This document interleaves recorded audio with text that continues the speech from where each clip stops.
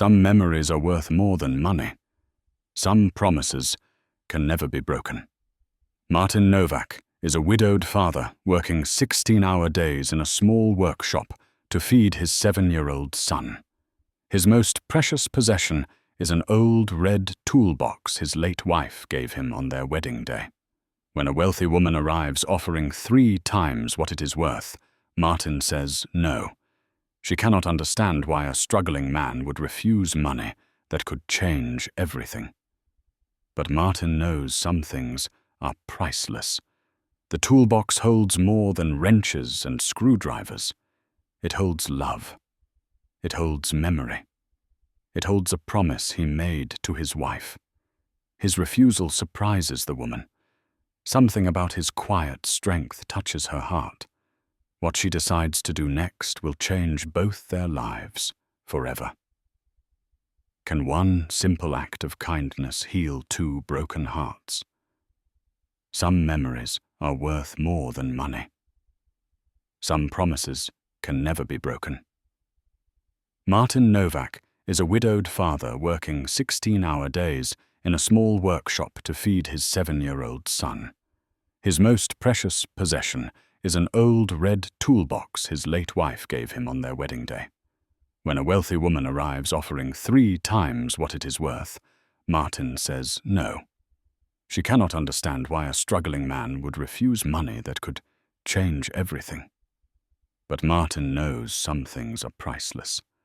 The toolbox holds more than wrenches and screwdrivers. It holds love. It holds memory. It holds a promise he made to his wife. His refusal surprises the woman. Something about his quiet strength touches her heart. What she decides to do next will change both their lives forever. Can one simple act of kindness heal 2 broken hearts? Before we continue with this story, tell us where you are watching from. And if this story speaks to you, please subscribe, because tomorrow I have something truly special prepared for you. Maybe you have something in your life that money cannot buy. Maybe you understand what it means to hold on to love when everything else is gone. Write in the comments where you are from and what matters most to you. Give this video a like if you believe some things are worth more than gold. The morning sun barely climbed over the rooftops when Martin Novak opened the metal door to his workshop. The hinges creaked with a familiar sound that had become like an old friend over the years. He was 42 years old, but looked older. Life had carved lines into his face that spoke of sleepless nights and endless worry. His hands were calloused and stained with motor oil that never quite washed away. He wore the same blue coveralls he had worn for the past 8 years, patched at the elbows and knees. The workshop was small, barely large enough for 2 cars at a time. The concrete floor was cracked and stained. Tools hung on the walls in careful order. Everything had its place. Martin had learned long ago that organization was the difference between finishing a job on time and losing a customer. The air smelled of grease and metal and old rubber. A radio sat on a wooden shelf, playing soft music that kept him company during the long hours. This place was more than a business. It was his sanctuary. It was where he had built a life with his own 2 hands after the world had fallen apart. 3 years ago, his wife Elena had died. Cancer had taken her slowly, painfully. Martin had watched the woman he loved fade away over 18 months. He had held her hand through every treatment, every hospital visit, every moment of hope and despair. When she finally passed, something inside him had broken. But he could not afford to stay broken. He had a son. Little Tomasz was only 4 years old when his mother died. Now he was 7, a quiet boy with his mother's dark eyes and gentle smile. Tomasz rarely spoke about his mother, but Martin knew the boy remembered her. He saw it in the way Tomasz sometimes stared at her photograph on the kitchen table. He saw it in the way his son clutched the small stuffed bear Elena had given him before she died. Martin worked to give his son a future. He worked to honor the memory of the woman who had believed in him when no one else did. Every car he fixed, every engine he rebuilt, every customer he served was another step forward. Another day survived, another promise kept. The red toolbox sat on the workbench where it always sat. It was old and scratched. The paint had faded in places. The hinges were loose. But to Martin, it was beautiful. Elena had given it to him on their wedding day 15 years ago. She had saved for months to buy it. Inside was a full set of tools, wrenches and screwdrivers, and sockets in every size. She had known he dreamed of opening his own workshop someday. She had believed in that dream, even when he did not believe in himself. Martin ran his fingers over the lid. He could still remember the way she smiled when she handed him the box. He could still hear her voice. "You are going to do great things, Martin. I know it." He had promised her he would never give up. He had promised her he would build a good life for their family. Even now, with Elena gone, that promise remained. The toolbox was not just metal and tools, it was her faith in him. It was her love made solid. It was the one thing he would never, ever sell. Martin checked the clock on the wall. 6:30 in the morning. He had a full day ahead. 3 oil changes, 2 brake jobs, and an engine diagnostic. If he worked straight through without stopping, he might finish by 8 at night. Then he would go home, heat up dinner for Tomasz, help with homework, and fall into bed exhausted. The next day would be exactly the same. He poured himself a cup of coffee from the thermos he had brought from home. It was lukewarm, but strong. He drank it black. Sugar and milk were small luxuries he could not afford. Every crown he earned went toward rent, food, and saving for Tomasz's future. There was never anything left over. He was alone in the workshop most poor days. He could not afford to hire help. Occasionally a friend would stop by, someone from the old neighborhood who remembered when Martin and Elena were young and full of hope. Those visits were brief but treasured. They reminded Martin that he was not entirely alone in the world. His closest friend was Joseph, a man his own age who worked at the factory on the other side of town. Joseph had been at Martin's wedding. He had been at Elena's funeral. He checked in once a week, sometimes bringing bread or a few groceries. Martin never asked for help, but Joseph gave it anyway. That was what friends did. The first customer arrived at 7, an older man with a blue sedan that needed new brakes. Martin greeted him with a handshake and a quiet confidence. He did not talk much, but his work spoke for itself. By noon, he had finished 2 jobs. He ate a sandwich while standing at the workbench, not wanting to waste time sitting down. The radio played a song that Elena had loved. Martin paused, listening. For just a moment, he let himself remember dancing with her in their tiny kitchen, Tomasz laughing as they spun around. Then he shook his head and returned to work. Memories were beautiful, but they did not pay the bills. The afternoon brought steady work. Martin lost himself in the rhythm of it.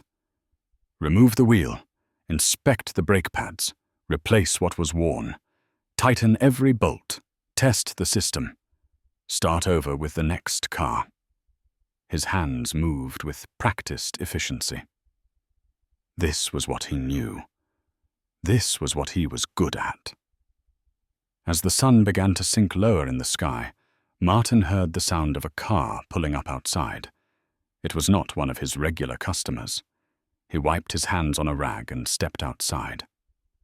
A sleek black car sat in front of the workshop.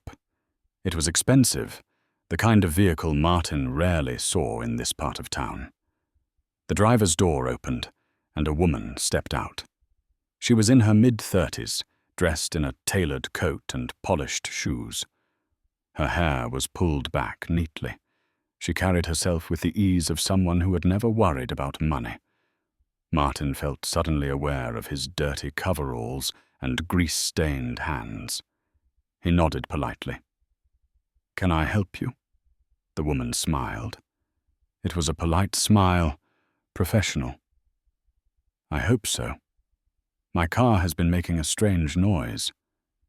I was told you are the best mechanic in this area." Martin gestured toward the car. "Let me take a look."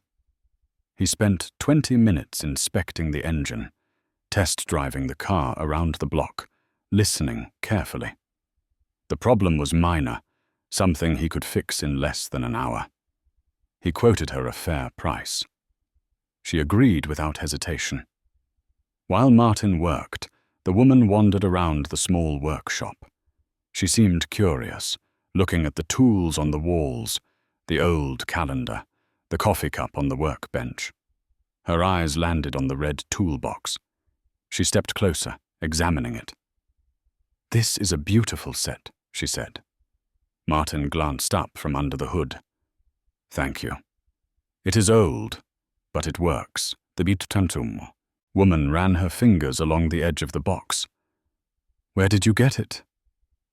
"My wife gave it to me," Martin said quietly. "A long time ago." The woman nodded slowly.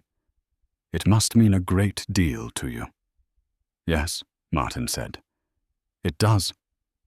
The woman was silent for a moment. Then she said, "I would like to buy it." Martin straightened up, surprised. "It is not for sale."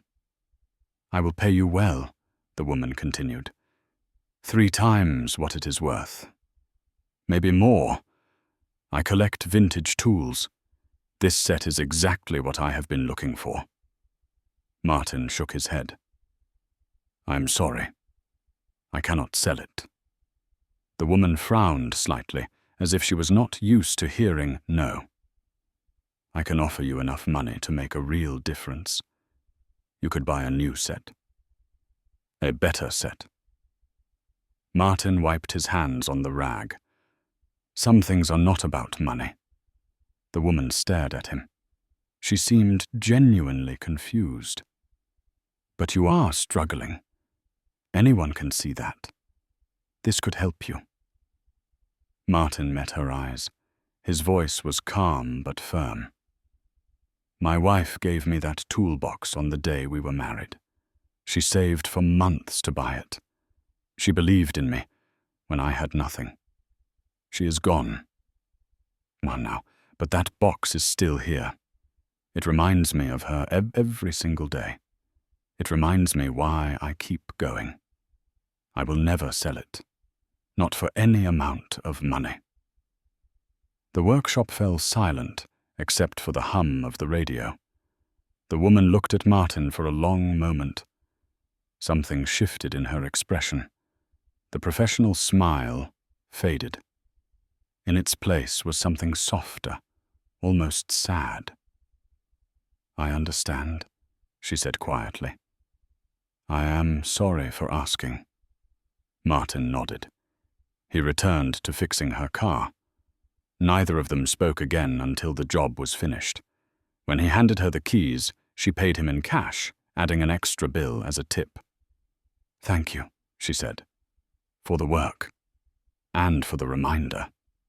Martin did not know what she meant, but he accepted her thanks. She drove away, and he watched the black car disappear down the street. He turned back to the workshop, back to the red toolbox sitting on the bench. He touched it gently, like a man touching something sacred. Some things could never be replaced. Some promises could never be broken. 2 days passed before Martin saw the woman again. He had almost forgotten about her. The encounter had been strange, But his life quickly returned to its familiar rhythm. Wake at 5:30, make breakfast for Tomasz, walk the boy to school, open the workshop by 6:30, work until dark, go home, sleep, repeat. It was a hard life, but it was his life. He had built it from nothing, and he was proud of that. On Thursday morning, Martin was replacing a timing belt when he heard a car pull up outside. He glanced through the open door and felt his stomach tighten. It was the same black car, the same woman. She stepped out wearing a different coat, this one dark blue. Her expression was serious, almost nervous. Martin set down his tools and walked outside.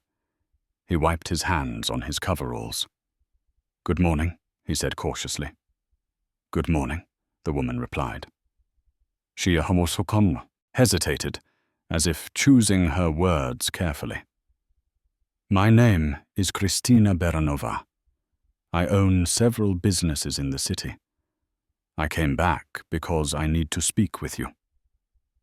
Martin frowned. If this is about the toolbox again, my answer has not changed.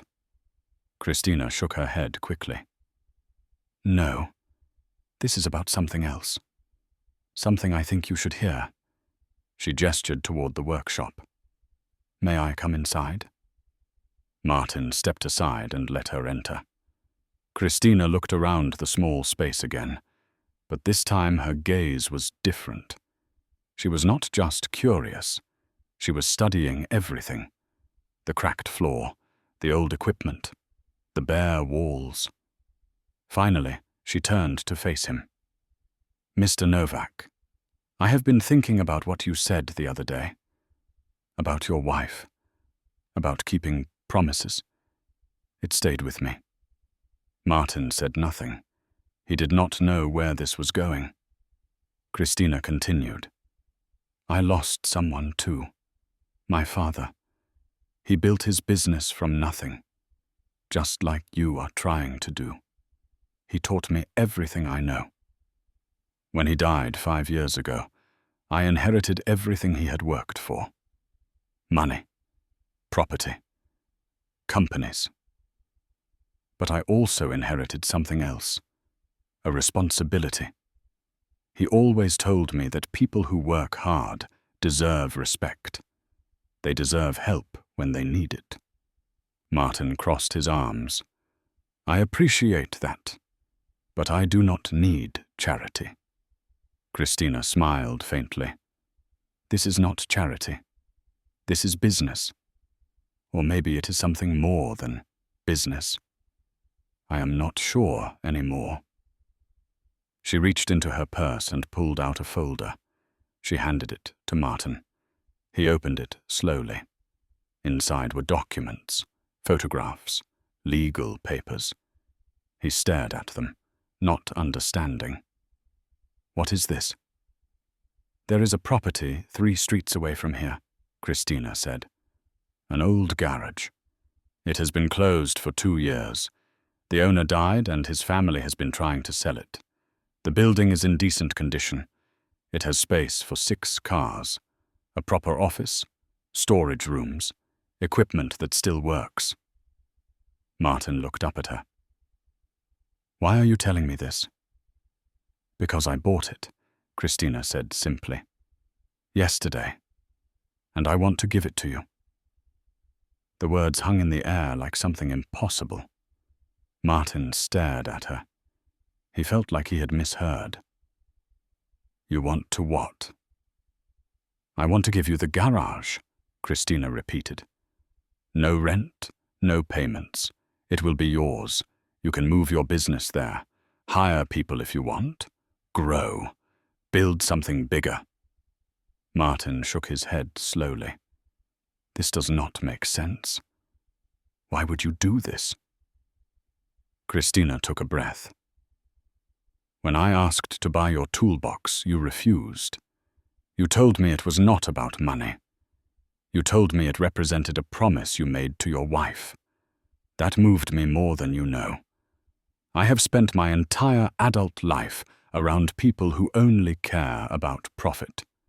People who will sell anything for the right price. But you would not. You chose love over money. You chose memory over comfort. That is rare. That is worth honoring.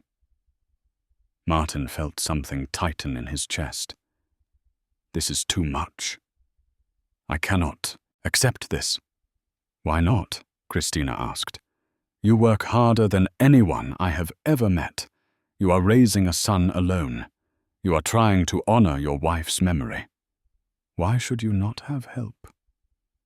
Because I do not deserve it, Martin said quietly.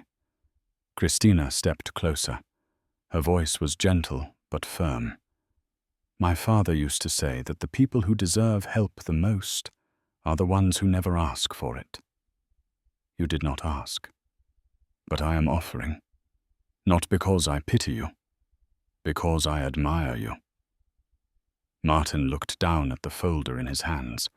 The photographs showed a large building with tall windows and good lighting. It was everything he had ever dreamed of. But dreams like this did not come true. Not for people like him. What do you want in return? He asked.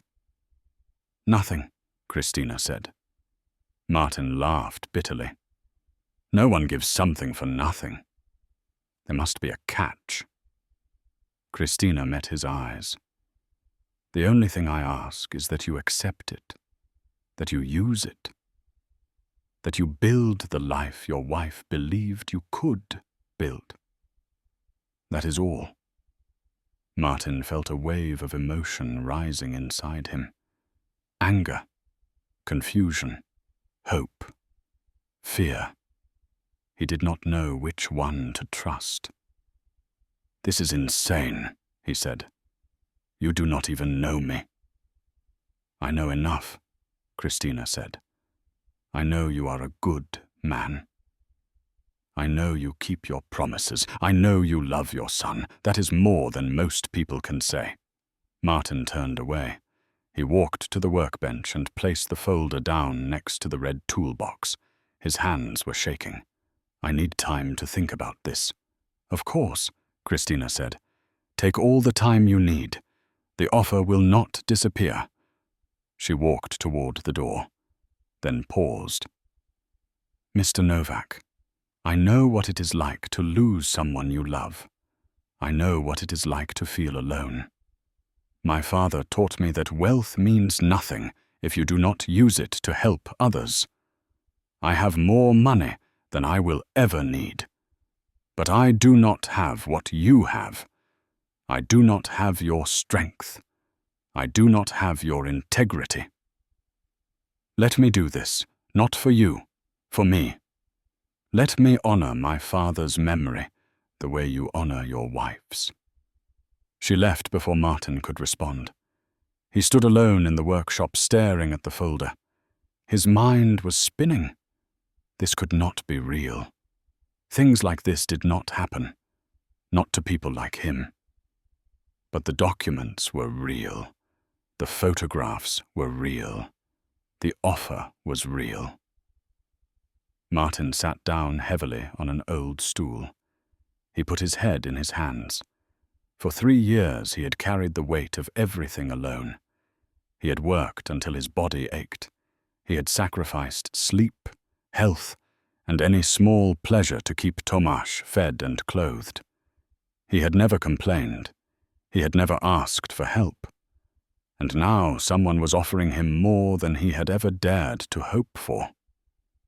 But accepting felt wrong. It felt like charity. It felt like admitting he could not do this alone. Martin had built his entire identity on being strong, on providing, on keeping promises. If he accepted this gift, what did that say about him? That evening, Martin picked up Tomasz from school as always and they soared to Tomasz. Boy climbed into the old truck, his backpack slung over one shoulder. He smiled at his father. Hi, Papa. Hi, son, Martin said. How was school? Good. We learned about planets. Tomasz launched into an excited explanation about Mars and Jupiter and the rings of Saturn. Martin listened, smiling despite the turmoil in his mind. When they arrived home, Martin made dinner. Pasta with butter and cheese. It was simple but filling. Tomasz ate quickly, chattering about his day. After dinner, they sat together on the couch. Martin helped his son with homework, reading passages from a textbook and asking questions to make sure Tomasz understood. When the homework was finished, Tomasz looked up at his father. "Papa, can I ask you something?" "Of course. Do you ever think about Mama?" "Every day," Martin said softly. "Do you think she is proud of us?" Martin felt his throat tighten. He pulled his son close. "I know she is." Tomasz rested his head against his father's shoulder. "I miss her."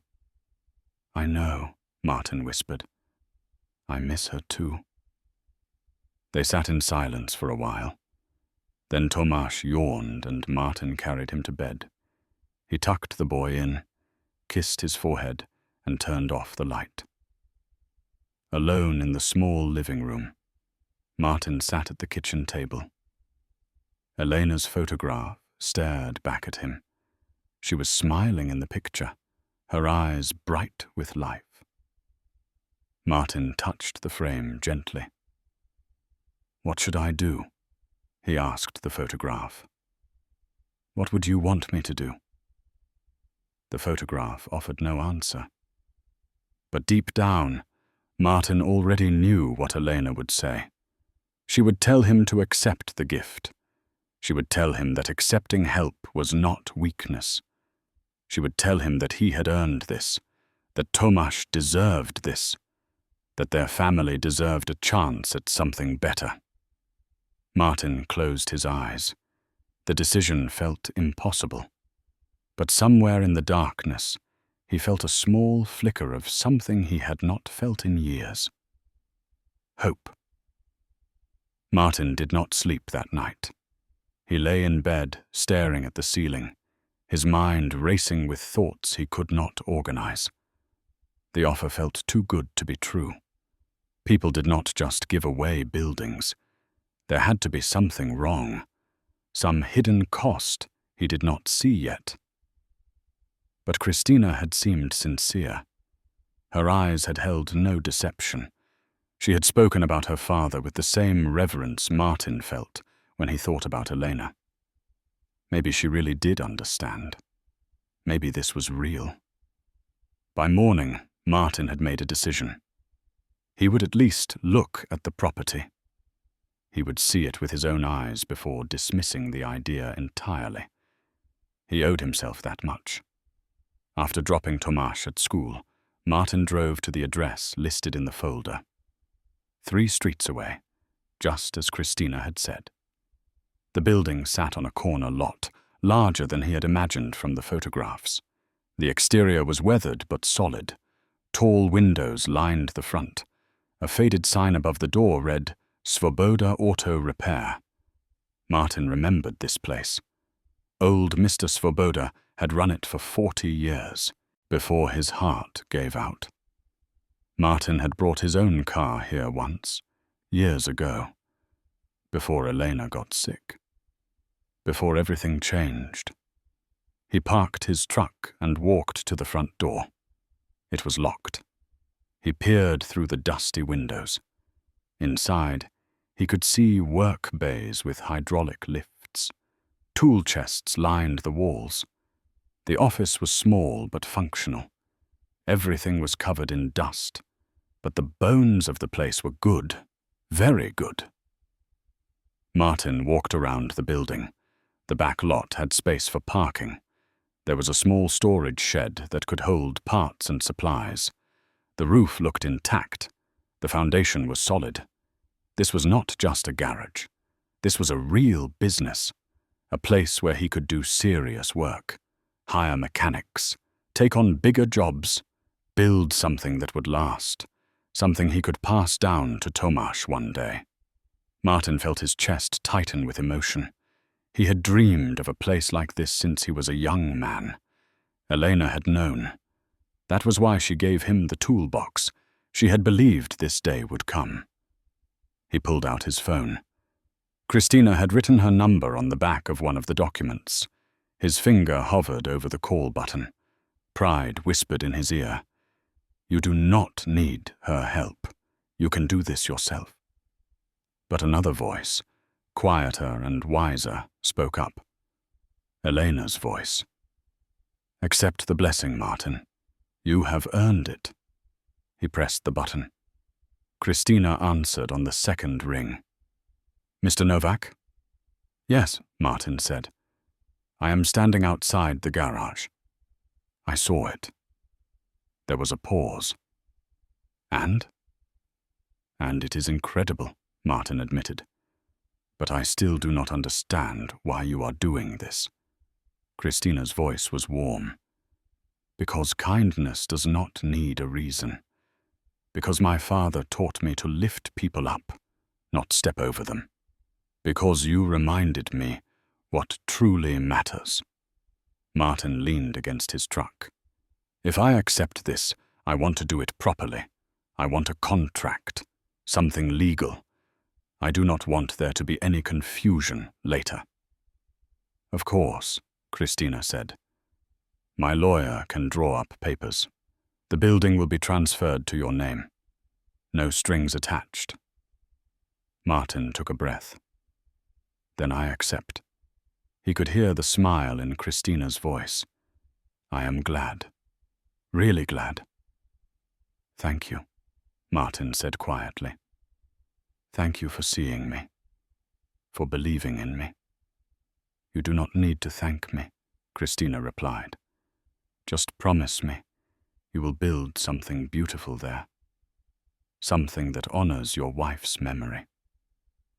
"I promise," Martin said. Over the next week, Martin met with Christina's lawyer. The man was professional and efficient. He explained every detail of the contract. The property would be transferred entirely into Martin's name. No payments, no rent, no hidden clauses. It was a gift, pure and simple. Martin signed the papers with a hand that trembled slightly. When it was done, the lawyer handed him a set of keys. "Congratulations, Mr. Novak. You are now the owner of Svoboda Auto Repair." Martin stared at the keys. They felt heavy in his palm. Heavier than metal should feel. They carried the weight of possibility, of responsibility, of hope. That evening, Martin brought Tomáš to see the new garage. The boy's eyes went wide as they walked through the empty space. "This is ours?" Tomáš asked. "Yes," Martin said. "This is ours." Tomáš ran through the bays, his footsteps echoing in the empty building. He climbed onto one of the hydraulic lifts and pretended to fix an invisible car. Martin watched his son play and felt something break open inside his chest. Joy. Pure, uncomplicated joy. He had not felt that in 3 years. "Papa, this is amazing!" Tomáš shouted. "Can I help you work here?" Martin smiled. "When you are older, yes. You can learn everything I know." Tomáš beamed. "I want to be a mechanic just like you." Martin knelt down and pulled his son into a hug. "You can be anything you want to be. Anything at all." They stayed until the sun began to set.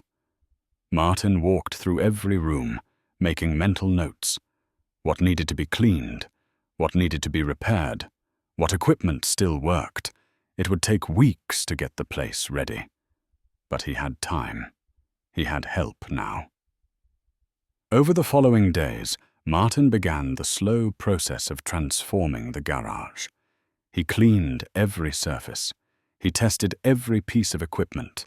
He organized tools and supplies.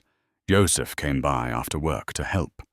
Together, they scrubbed floors and wiped down windows. They repaired broken shelves and patched small holes in the walls. "Where did this place come from?" Joseph asked as they worked. Martin hesitated, then told him the whole story. About Christina, about the offer, about accepting help for the first time in his life. Joseph listened quietly. When Martin finished, his friend nodded slowly. "You deserve this," Joseph said. "You have worked harder than anyone I know.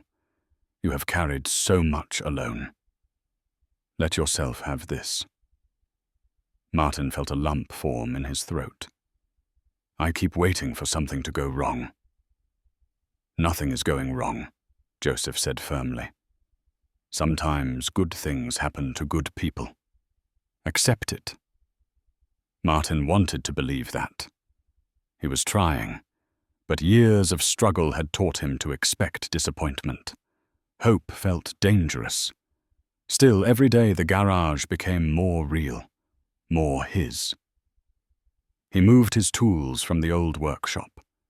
He set up the red toolbox in a place of honor on the main workbench.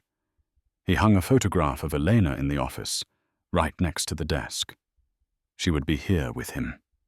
Always. 2 weeks after signing the papers, Martin opened the garage for business. He kept the old name, Svoboda Auto Repair, as a tribute to the man who had built it first, but he added a small sign beneath it. Under new ownership, Martin Novak, proprietor. The first customer was an elderly woman who needed an oil change. Martin treated her car with the same care he gave every job. When he finished, she smiled and paid him with a generous tip. "You do good work," she said. "I will tell my friends." Word spread slowly, but steadily. People in the neighborhood remembered old Mr. Meptetunahu, Svoboda. They were willing to give the new owner a chance. Martin worked long hours, but now the work felt different. He was not just surviving. He was building. One afternoon, Christina stopped by. She looked around the clean, organized space and smiled. "You have done wonders with this place." Martin wiped his hands on a rag. "I could not have done it without you." Christina shook her head. "You did this. I just gave you the space. You filled it with your own hard work." They stood in comfortable silence for a moment. Then Christina said, "I have been thinking, if you ever need help with anything, business advice, connections, anything at all, please ask. I know people. I can open doors." Martin considered this. He was not used to asking for help, but he was learning. "Maybe one day," he said. "For now, I just want to do good work, build a reputation." "That is the best way to start," Christina agreed. She turned to leave, then paused. "Mr. Novak, seeing what you have done here, it reminds me why I do what I do." "Thank you for that." Martin nodded. "Thank you for giving me a chance." After she left, Martin stood in the center of the garage. Sunlight streamed through the tall windows. The smell of oil and metal filled the air. This place was his and Tomas's. A future built on hard work and unexpected kindness. He thought about Elena, about the promise he made, about the toolbox that started everything. Some things really were priceless. And sometimes, when you honored those things, the universe found a way to honor you back. 3 months passed, and the garage grew busier with each passing week. Martin's reputation for honest work and fair prices spread through the neighborhood. Customers came back and brought their friends. The work bays were full most days. Martin was making more money than he had ever made in his life. Not a fortune, but enough. Enough to pay bills without fear. Enough to buy Tomasz new clothes that actually fit. Enough to put food on the table without counting every crown. For the first time in years, Martin could breathe. But success brought new challenges. Martin could not handle all the work alone anymore. He was turning customers away because he simply did not have enough hours in the day. He needed help. The idea of hiring someone terrified him. He would be responsible for another person's livelihood. What if he could not pay them? What if the business slowed down? What if he made a mistake? One evening, Joseph brought his nephew to the garage. The young man's name was David. He was 19 years old, fresh out of technical school, looking for work. He had good hands and a sharp mind. Martin talked with him for an hour, asking questions about engines and transmissions and electrical systems. David answered every question correctly. He was eager, polite, and willing to learn. Martin offered him a job. David started the following Monday. At first, Martin watched him like a hawk, checking every repair, correcting every small mistake. But David learned quickly. Within 2 weeks, he was handling simple jobs independently. Within a month, Martin trusted him with more complex repairs. Having help changed everything. Martin could take on more customers. He could spend time in the office handling paperwork and scheduling. He could even leave early occasionally to pick up Tomasz from school himself instead of relying on the neighbor. The garage was becoming more than a workshop. It was becoming a real business. But Martin still worked too hard. He still arrived before dawn and left after dark. He still skipped meals. He still carried the weight of everything on his shoulders. Old habits died slowly. One Saturday afternoon, Christina visited again. She had made it a habit to stop by every few weeks, always friendly, but never intrusive. She walked through the garage, admiring the improvements Martin had made. "You hired someone," she observed, watching David work on a transmission. Martin nodded. "I had to. There was too much work for one person." "That is good," Christina said. "That is smart business." They walked into the office. Martin offered her coffee, which she accepted. They sat across from each other at the small desk. "You look tired," Christina said gently. "I am always tired," Martin replied with a small smile. "That does not mean it is healthy," she countered. "When was the last time you took a day off?" Martin thought about it. "Months. Maybe longer." Christina frowned. "You need to take care of yourself. If you burn out, what happens to Tomasz? What happens to David? What happens to this place you have built?" "I know," Martin said quietly. "But I do not know how to slow down. I have been running for so long. If I stop, I am afraid everything will fall apart." "It will not fall apart," Christina assured him.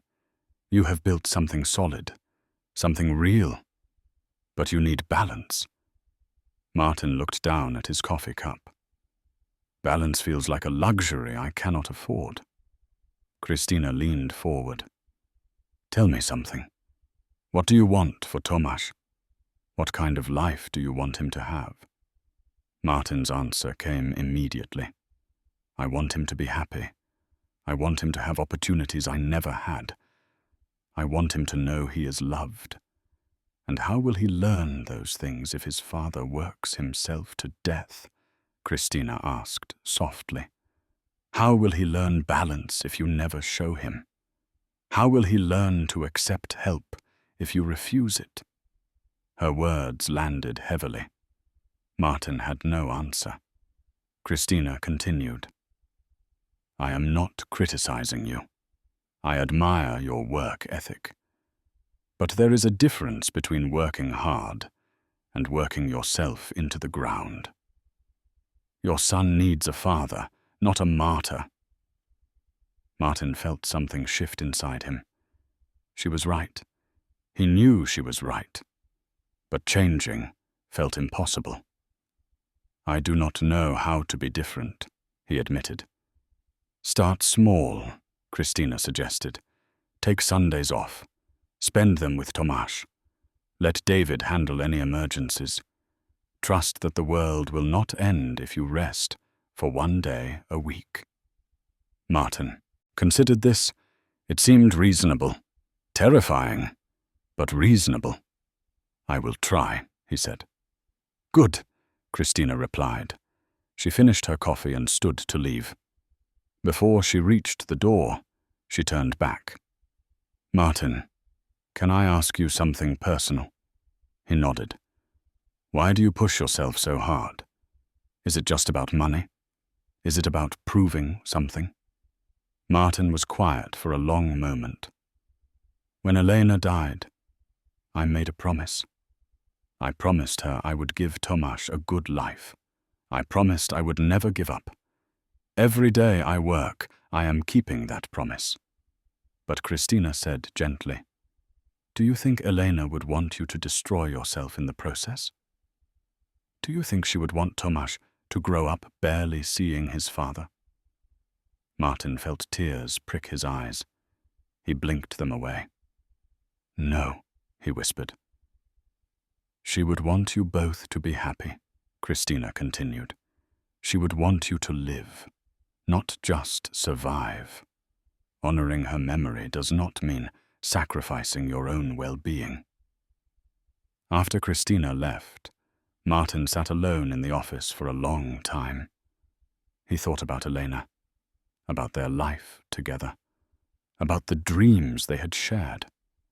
Elena had wanted him to succeed, yes, but more than that, she had wanted him to be happy. She had wanted their family to be full of love and laughter, not just hard work and exhaustion. That Sunday, Martin closed the garage. He spent the entire day with Tomáš. They went to the park, they flew a kite, they ate ice cream and talked about everything and nothing. Tomáš laughed more that day than Martin had heard in months. At the end of the day, as they walked home hand in hand, Tomáš looked up at his father. "Papa, can we do this every week?" Martin squeezed his son's hand. "Yes," he said, "every week. I promise." That night, Martin felt something he had not felt in years. Peace, real deep peace. The garage did not fall apart because he took a day off. David handled everything perfectly. The world kept turning. And Martin realized that maybe, just maybe, he did not have to carry everything alone. Maybe accepting help was not weakness. Maybe taking care of himself was not selfish. Maybe he could honor Elena's memory by living fully, not just working endlessly. Over the following weeks, Martin began to change. Small changes at first. He left work by 7 instead of 9. He ate proper meals. He spent more time with Tomáš. He laughed more. The business continued to grow. Martin hired a second mechanic, a middle-aged man named Pavel, who had 20 years of experience. With 2 employees, the garage could handle even more work. Martin focused on building relationships with customers, on managing the business side of things, on planning for the future. Money was no longer a source of constant anxiety. There was enough. Not wealth, but enough.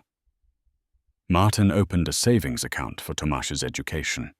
He repaired things in their apartment that had been broken for years. He even bought himself a new pair of work boots to replace the ones with holes in the soles. Life was getting better.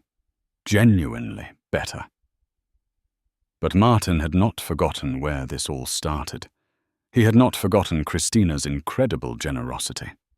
He wanted to thank her properly, but he did not know how. How do you thank someone for changing your entire life? One evening he had an idea. He went to the red toolbox and opened it carefully.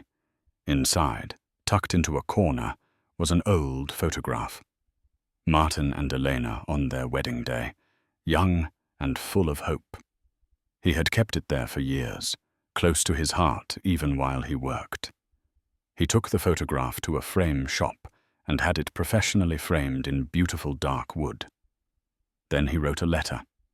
It took him 3 drafts to get the words right. In the letter, he thanked Christina.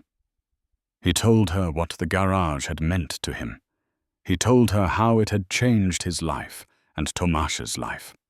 He told her that her kindness had restored his faith in humanity. He told her that he would spend the rest of his life trying to pay forward the generosity she had shown him. He delivered the letter and the framed photograph to Christina's office downtown. The receptionist promised to make sure she received it. 3 days later, Christina called him.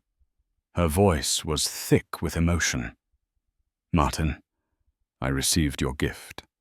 I do not know what to say." "You do not need to say anything," Martin replied. "I just wanted you to know what you did for me. For us." "The photograph is beautiful," Christina said. "But you did not need to give me anything." "I wanted to," Martin insisted. "That picture represents the promise I made to Elena. The promise I am keeping because of you. You are part of that story now. You are part of our family." Christina was quiet for a moment. Then she said, "That means more to me than you know. Thank you, Martin. Thank you for letting me be part of something beautiful." After they hung up, Martin returned to work with a lightness in his step. The garage hummed with activity. David and Pavel worked efficiently in their respective bays. Customers waited in the small lobby, chatting quietly. This was what success looked like. Not wealth or fame, but honest work, good people, and a future worth building. Martin walked to his workbench and placed his hand on the red toolbox. Some things are priceless, he thought. Some promises last forever. And sometimes, when you honor those things with everything you have, the world finds a way to honor you back. 6 months after opening the garage, Martin received an unexpected phone call. The voice on the other end was professional and businesslike. It belonged to a man named Viktor Sedlak, who owned a fleet of delivery trucks for a large company. "Mr. Novak, I have heard excellent things about your work. I am looking for a reliable mechanic to service my trucks on a regular basis. Would you be interested in discussing a contract?" Martin's heart raced. A fleet contract would mean steady, guaranteed income. It would mean stability beyond anything he had imagined. "Yes," he said, trying to keep his voice calm. "I would be very interested." They arranged a meeting for the following afternoon. Martin spent the evening reviewing his numbers, calculating what he could handle, preparing questions about the scope of work. He barely slept that night. When Victor arrived at the garage, he was a large man in his 50s with sharp eyes that missed nothing. He walked through the facility, inspecting every corner, asking detailed questions about equipment and capabilities. Martin answered honestly, never exaggerating what he could do. Victor appreciated the straightforward approach. After an hour of discussion, Victor made his offer. "I have 12 trucks. They need regular maintenance every month, oil changes, brake inspections, tire rotations, the usual. I also need someone available for emergency repairs. The pay would be generous. Very generous." Martin looked at the numbers Victor had written down. It was more money than he made in 3 months of regular business.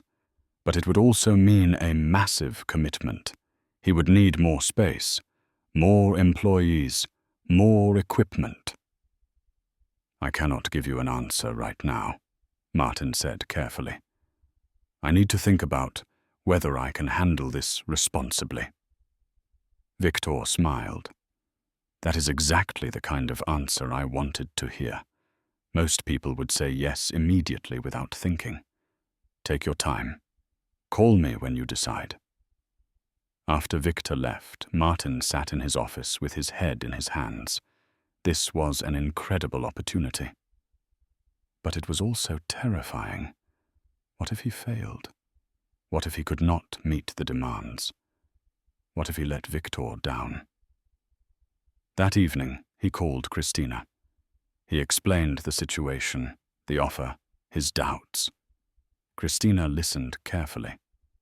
Then she said, "What does your gut tell you?" "My gut says I want to do it," Martin admitted. "But my brain says I might be biting off more than I can chew." Christina was quiet for a moment. "Can I offer some advice?" "Always. You have proven you can run a successful business. You have good people working for you. This contract would be a big step, yes, but it is a logical next step. The question is not whether you can do it. The question is whether you are willing to take the risk." "Risk," Martin repeated. "I have spent my whole life trying to avoid risk." "I understand," Christina said gently. "But there is a difference between reckless risk and calculated growth. This is growth. You have the foundation, you have the skills, you have the reputation. Now you need the courage to expand." "But what if I fail?" Martin asked. "Then you fail," Christina said simply. "But I do not think you will. And even if things do not work out perfectly, you will learn. You will adapt. That is what good business owners do." Martin took a deep breath. "You make it sound simple." "It is not simple," Christina replied. "But it is possible. And I believe in you." Those words settled something inside Martin. Someone believed in him. Someone saw his potential. Maybe it was time to believe in himself too. The next day, Martin called Victor and accepted the contract. They signed papers. They shook hands. Martin walked back into the garage, feeling like he had just jumped off a cliff. Now he had to figure out how to fly. The first challenge was space. 12 trucks meant he needed more work bays. Martin talked to a contractor about expanding the garage. The cost was significant, but manageable with the guaranteed income from the contract. Construction would take 6 weeks. The second challenge was staff. Martin needed at least 2 more mechanics. He put out advertisements. He interviewed candidates. He hired 2 experienced men, both in their 40s, both reliable and skilled. The garage was growing faster than Martin had ever imagined. During the construction, work continued in the existing bays. The noise was constant. Dust filled the air. Everything was chaos. But beneath the chaos, something beautiful was taking shape. Tomasz visited the garage after school one day and watched the construction workers frame out the new bays. "Papa, this is getting so big." "I know," Martin said, feeling a mix of pride and anxiety. "Are you scared?" Tomasz asked. Martin considered lying, then decided his son deserved honesty. "A little bit," he admitted. "But sometimes being scared means you are doing something important." Tomasz thought about this. "Mama would be proud of you." Martin felt tears sting his eyes. He knelt down and hugged his son tightly. "I hope so," he whispered. "I really hope so." Christina stopped by during the construction. She wore a hard hat the foreman had given her and walked through the expansion with Martin. "This is impressive," she said. "You are building something remarkable here." Martin looked around at the chaos. It does not feel remarkable. It feels terrifying. Christina laughed. That is how you know it is real. Anything worth building is a little terrifying. She paused, then said, I wanted to talk to you about something. Martin tensed. What is it? I have been thinking about investing in your business, not taking it over, just becoming a silent partner. I would provide capital for equipment and expansion, and in return, I would own a small percentage. 10%, maybe 15%. You would still run everything, still make all the decisions. I would just be there as a safety net. Martin was stunned. Why would you do that? Because I believe in what you are building, Christina said. Because I see potential here. And because I want to be part of something meaningful, not just profitable. My other businesses make money, but they do not have heart. This place has heart. Martin did not know what to say. He had never considered having a partner. The garage had always been his, a solitary endeavor built on his own sweat and determination. But maybe that was old thinking. Maybe growth required letting others in. Can I think about it? He asked. Of course, Christina said. No pressure. The offer stands whenever you are ready. Over the next few weeks, Martin thought about it, constantly. Part of him wanted to say yes immediately. Having Christina as a partner would provide financial security, business expertise, and peace of mind. But another part of him resisted. He had worked so hard to build this place. Could he really share ownership? One Sunday, Martin took Tomasz to visit Elena's grave. They brought flowers and sat on the grass beside the headstone. Martin told his wife about everything that had happened. About the garage, about the contract, about Christina's offer. What do you think? He asked the stone. What should I do? The wind rustled through the trees. A bird sang somewhere nearby. Tomasz picked at the grass, giving his father space to grieve and reflect. Finally, Tomasz spoke. Mama always said we are stronger together than alone. Martin looked at his son, surprised by the wisdom in those simple words. Yes, he said softly. She did say that. So maybe you should let Miss Christina help, Tomasz said. Maybe that is what Mama would want. Martin felt something break open inside him. His son was right. Elena had always believed in community, in friendship, in accepting help. She had never wanted Martin to carry everything alone. That was his pride talking, not her memory.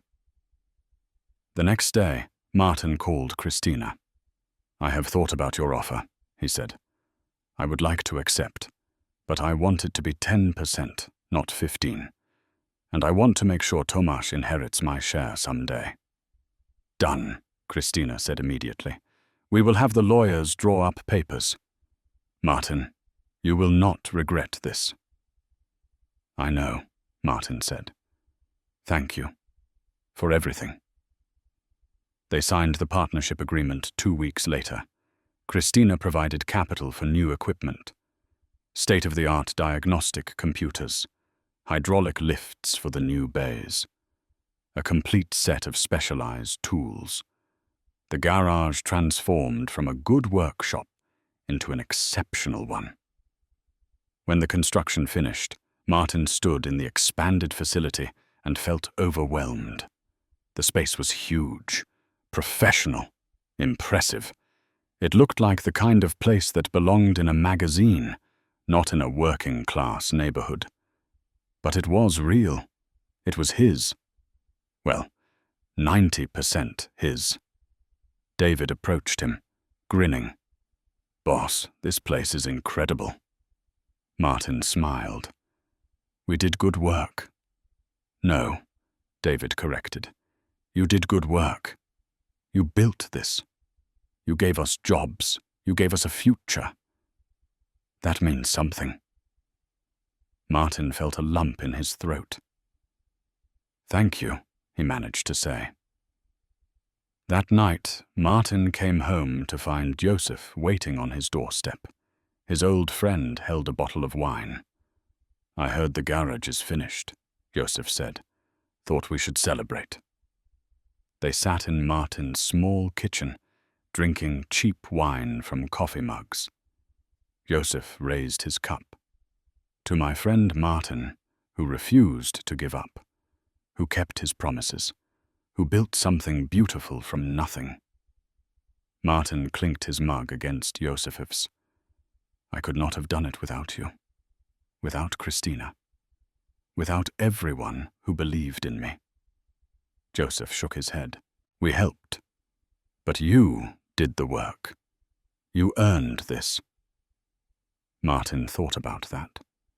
Maybe he had earned it. Not through luck or charity, but through years of relentless effort, through integrity, through refusing to compromise his values even when it would have been easier. Maybe success was not about never accepting help. Maybe it was about working hard enough to deserve the help when it came. The fleet contract began smoothly. Victor's trucks came in on schedule. Martin's team serviced them efficiently. The work was steady, predictable, and profitable. For the first time in his adult life, Martin felt financially secure. He could pay his employees well. He could invest in better equipment. He could even save money for Tomasz's future. But success brought unexpected complications. The garage's reputation spread beyond the neighborhood. Wealthier clients from across the city began bringing their expensive cars, BMWs, Mercedes, luxury vehicles that required specialized knowledge and premium parts. Martin found himself navigating a world he did not fully understand. These customers had different expectations. They wanted speed, convenience, and perfection. Some treated Martin and his team with respect. Others looked down on them, making snide comments about the working-class neighborhood, about the simple facility. Martin handled it with quiet dignity, but it stung. One afternoon, a man in an expensive suit brought in a high-end sports car. He spoke to Martin like he was speaking to a servant. "I need this fixed by tomorrow. I do not care what it costs. Just get it done." Martin inspected the vehicle. The problem was complex. It would take at least 3 days to repair properly. "I can have it ready by Friday," Martin said. "That is not acceptable," the man snapped. "I said tomorrow." "Sir, if I rush this job, I might miss something important. I would rather do it right than do it fast." The man's face reddened. "Do you know who I am?" "I am a very important person. I have connections. I can ruin your business with one phone call." Martin met his eyes calmly. "I am sure you are important, but I will not compromise the quality of my work. Not for anyone." The man sputtered with rage. He snatched his keys and stormed out, promising to tell everyone what terrible service he had received. After he left, David approached Martin nervously. "Boss, was that smart? That guy has money. He could hurt us." Martin shrugged. "Maybe. But I will not be bullied into doing bad work. That is not who we are." David smiled. "You are a better man than me. I would have been tempted to cave." Martin returned to work, but the encounter bothered him. He had spent his whole life being overlooked, being dismissed by people who thought they were better than him. He had accepted it. But now, with his own business, he refused to accept it anymore. That evening, Christina called. She had heard about the incident. Word traveled fast in business circles. "Are you okay?" she asked. "I am fine," Martin said. "Just tired of being treated like I am less than human because I work with my hands." "I understand," Christina said. "I have dealt with people like that my whole life. Men who think women cannot run businesses. People who inherited their wealth and think that makes them superior. It never stops hurting. But you did the right thing." "How do you handle it?" Martin asked. "I remember who I am," Christina said. "I remember my father's values. I remember that real worth has nothing to do with money or status, and I surround myself with good people who see me for who I am. Like you." Martin felt warmth spread through his chest. "Thank you." "You are not alone in this," Christina continued. "You have built something real, something honorable. Do not let small-minded people take that away from you." Her words helped. Over the following weeks, Martin focused on what mattered: his team, his customers who treated him with respect, his son, his promise to Elena. The entitled clients could go elsewhere. He did not need them. But the incident planted a seed of doubt. Martin began to question whether he belonged in this expanding world of business. He was just a mechanic, just a widowed father from a poor neighborhood. Who was he to think he could build something significant? These doubts grew slowly, quietly. He did not share them with anyone. He carried them alone, as he had carried so many burdens before. Tomasz noticed his father's mood shifting. One evening, as they ate dinner together, the boy said, "Papa, you seem sad." Martin forced a smile. "I am just tired, son." "You are always tired," Tomasz observed. "But this is different. You seem worried." Martin put down his fork. He looked at his son, this small, perceptive human who saw through every defense. "You are right," he admitted. "I am worried." "About what?" "About whether I am good enough," Martin said quietly. "About whether I deserve all the good things that have happened." Tomasz frowned. "Why would you think that?"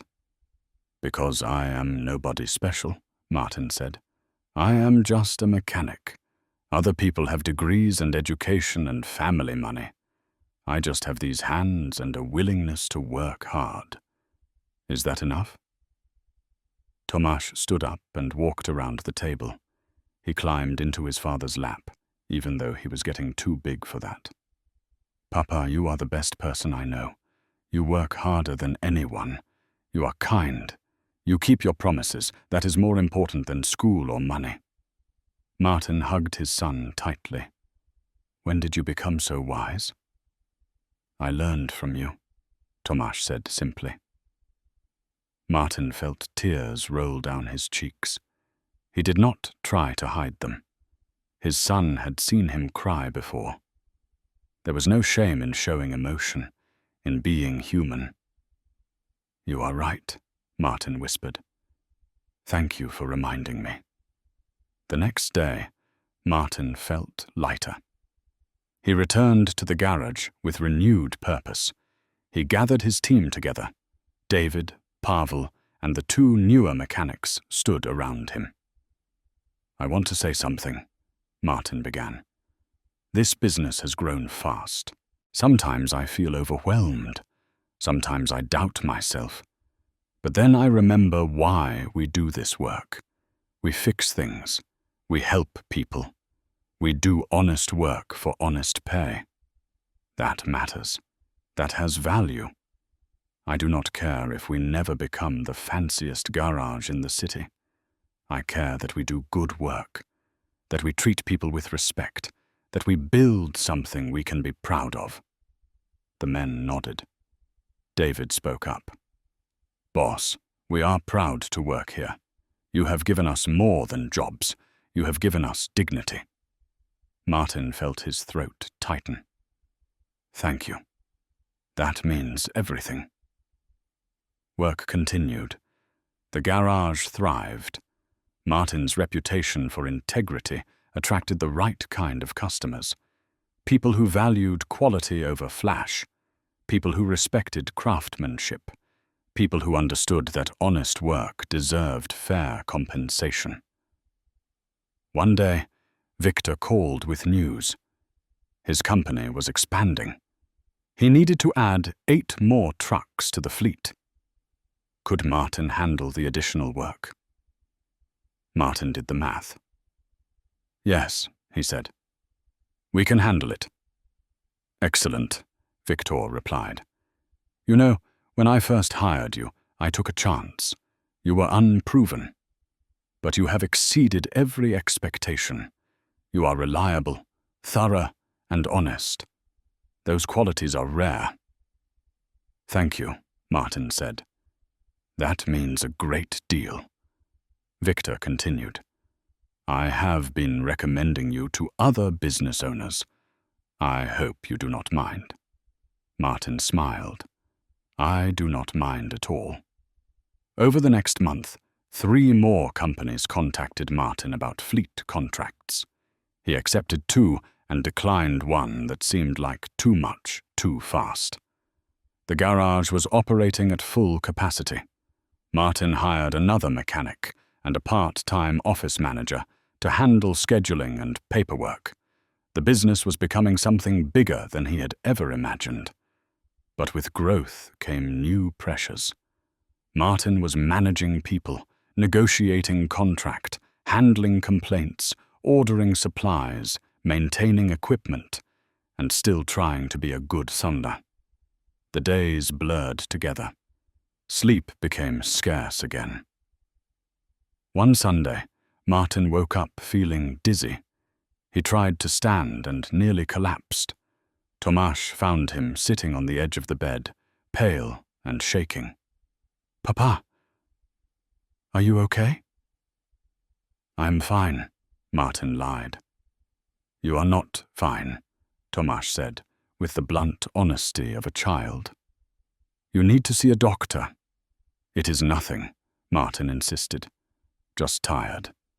Tomáš crossed his arms. "That is what Mama Sus Mum said before she got really sick." The words hit Martin like a punch. His son was right. Elena had dismissed her symptoms too. She had ignored the warning signs until it was too late. "I will make an appointment," Martin said quietly. "Promise?" "Promise." Martin went to the doctor the following week. After a thorough examination, the doctor delivered his verdict. "You are exhausted. Your blood pressure is too high.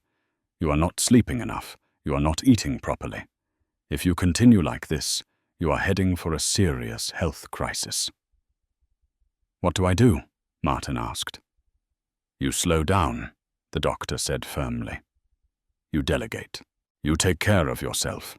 Because if you do not, you will not be around to take care of your son." The words sobered Martin completely. He had been so focused on building a future that he was sacrificing his present. He was repeating the same mistakes, just in a different form. That evening, Martin called Christina. He told her about the doctor's visit, about his health, about his fears. "I need help," he admitted. "I cannot do this alone anymore." "Then do not do it alone," Christina said gently. "Hire a manager, someone to handle the day-to-day operations while you focus on the bigger picture." "But I am the owner," Martin protested. "I should be able to handle everything." "No one can handle everything," Christina replied. "The strongest leaders know when to ask for help. Let me find someone for you, someone trustworthy, someone who understands your values." Martin hesitated. Then he remembered Tomáš's words. "Mama always said, we are stronger together than alone." Okay, he said. Find someone. I trust you. Within a week, Christina introduced Martin to a woman named Anna. She was 50 years old, a former business manager who had taken time off to care for her aging parents. Now she was looking to return to work. Martin interviewed her carefully. He explained his values, his vision, his fears. Anna listened patiently. Mr. Novak, I am not here to take over. I am here to support you. You have built something beautiful. I want to help you sustain it without destroying yourself in the process. Martin hired her immediately. Anna started the following Monday. She took over scheduling, inventory, customer relations, and financial management. She organized systems and processes that Martin had been handling haphazardly. Within 2 weeks, the garage ran more smoothly than ever. Martin could finally breathe. Everything changed on a Tuesday afternoon in late autumn. Martin was in his office reviewing invoices when Anna knocked on the door. Her face was pale and serious. Martin, someone is here to see you. She says it is urgent. Who is it? Martin asked. She says her name is Klara Svobodova. She is the daughter of the man who used to own this garage. Martin felt his stomach drop. He had never met any of the Svoboda family. According to Christina, they had been eager to sell the property after the old man died. There had been no complications, no disputes. The sale had been clean. He stood and walked to the lobby. A woman in her 60s waited there, clutching a worn leather purse. Her eyes were red, as if she had been crying. Her hands trembled slightly. Mr. Novak, she asked. Yes, Martin said gently. How can I help you? Can we speak privately? Of course. Martin led her to his office and offered her a chair. She sat down heavily, as if the weight of the world pressed on her shoulders. Martin sat across from her and waited. I am sorry to come here unannounced, Klara began. I know this garage belongs to you now. I know the sale was legal. But I need to tell you something I should have said a long time ago. Martin's heart raced. What is it? When my father died, my brothers and I were told we needed to sell this property quickly to settle debts. We were told the estate was in trouble. We were told we had no choice. We trusted the lawyer handling everything. We signed the papers without asking too many questions. Klara paused, wiping tears from her eyes. But recently I found documents, old financial records my father kept. The estate was not in trouble. There were no debts. The lawyer lied to us. He manipulated us into selling so he could profit from the deal. Martin felt cold. What are you saying? I am saying the sale was not legitimate, Klara said quietly. My brothers and I were defrauded. We never should have sold this property. By law, it should still belong to our family. The room spun. Martin gripped the edge of his desk. But I bought it fairly. I did not know about any fraud. I know, Klara said quickly. You are not at fault. You are a victim too. But the law is complicated. If the original sale was fraudulent, then every subsequent transaction might be invalid. You might not legally own this garage. Martin could not breathe. Everything he had built, everything he had worked for, all of it might be gone. Have you talked to a lawyer? He managed to ask. Yes, Klara said. He confirmed that we have grounds to challenge the sale. We could take this to court. We could potentially get the property back. But, she continued, her voice breaking, I did not come here to threaten you. I came here to tell you the truth and to ask you what we should do. Martin stared at her. Why would you ask me? Because I have been watching this place, Clara said. I have seen what you have built here. I have heard about you from people in the neighborhood. They say you are a good man, an honest man. My father would have liked you. She reached into her purse and pulled out an old photograph. It showed a younger version of the garage, with a man standing in front, smiling proudly. My father built this place with his own hands. He loved it more than anything except his family. When he died, I felt like we lost his legacy. But then I saw what you were doing here. I saw you honoring this place, keeping his name, working hard, building something good. Martin looked at the photograph. The man's face was weathered but kind. He looked like someone who understood the value of honest work. I tried to honor his memory, Martin said quietly. I wanted to make him proud. You did, Clara said. But now I do not know what to do. My brothers want to sue. They want the property back. They are angry about being cheated. But I see you and your son and your employees, and I do not want to destroy what you have built. Martin felt numb. What do you want? Clara wiped her eyes. I want my father's legacy to matter. I want this place to be what he dreamed it would be. I thought that dream died with him. But maybe it did not. Maybe it lives in you. She stood up slowly. I am going to tell my brothers that I do not want to sue. I am going to fight them on this. But I wanted you to know the truth. I wanted you to understand what might be coming. Thank you, Martin whispered. I am so sorry for the pain this has caused.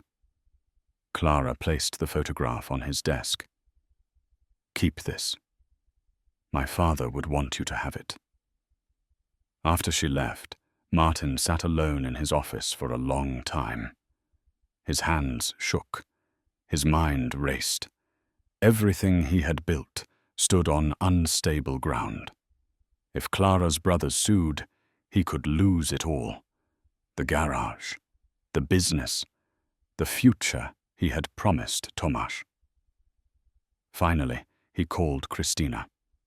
His voice broke as he explained what had happened. Oh, Martin, Christina said softly. I had no idea. The lawyer who handled the sale seemed legitimate. I did my due diligence. This is not your fault, Martin said. You were generous and kind. But I need to know, if this goes to court, what happens? Christina was quiet for a moment. Honestly, you might lose. If the original sale was fraudulent, a judge could invalidate everything. You could be forced to return the property. Martin felt sick. What about all the money I invested? All the improvements? You might get some compensation, Christina said. But probably not everything. Courts are complicated. This could take years to resolve. Martin closed his eyes. Everything he had worked for, threatened by something completely beyond his control. I do not know what to do, he admitted. First, we get our own lawyer, Christina said firmly. We fight this. We find out exactly what happened and what our options are. You are not alone in this, Martin. I am your partner. We face this together. That night, Martin could not eat. He sat at the kitchen table staring at nothing. Tomasz noticed immediately. Papa, what is wrong? Martin tried to smile. Just work problems, son. Son. Nothing for you to worry about. But Tomasz was too perceptive. Is something bad going to happen? Martin could not lie to his son. Maybe. I do not know yet. But no matter what happens, we will be okay. You promise? I promise, Martin said, even though he was not sure he could keep that promise.